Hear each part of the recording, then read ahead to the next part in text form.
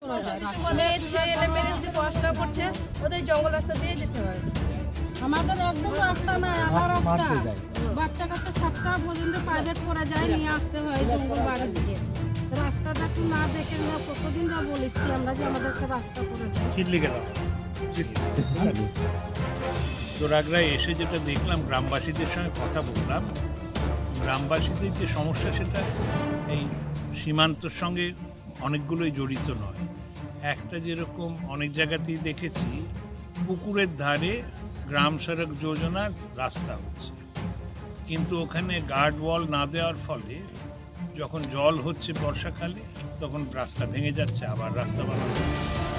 তো এইটা আর তাছাড়া আরও আছে রাস্তার প্রয়োজন। আমি এখানে বিএসএফ এর ইউনিটে এসেছিলাম, অফিসার রয়েছে, ওদের সঙ্গে কথাবার্তা হলো। ওরা মোটামুটি খুশি, যেখানে শান্তি আছে, অসুবিধে নেই।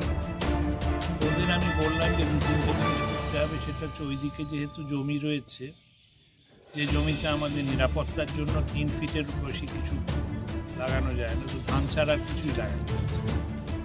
তো শাকসবজির চাষ হলে ওরা যদি একটু দেখেন যে যখন শাকসবজির বাজারে নিয়ে যেতে হবে সকালবেলা, যাতে 30-40 দিন বছর ফুলকপি হয়ে গেছে, ফুলকপিগুলো কেটে নিয়ে যাবে বাজারে, ওরা বোধহয় দেখবে।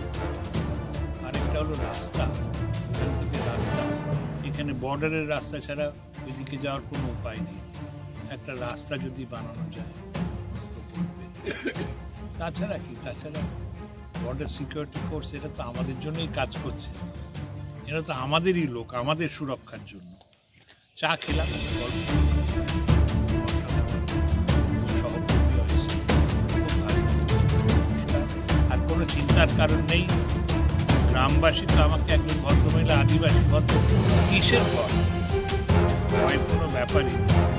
এই যে লোকে বলছে উদ্বিগ্ন, আমার বালুরঘাটের যে আমার ভোটার আদিবাসী ভদ্রমহিলা বিয়ে করছিল, কুলোর জন্য বাঁশের কঞ্চি বানাচ্ছে, ভয় ভয় কিসের, খুব ভালো।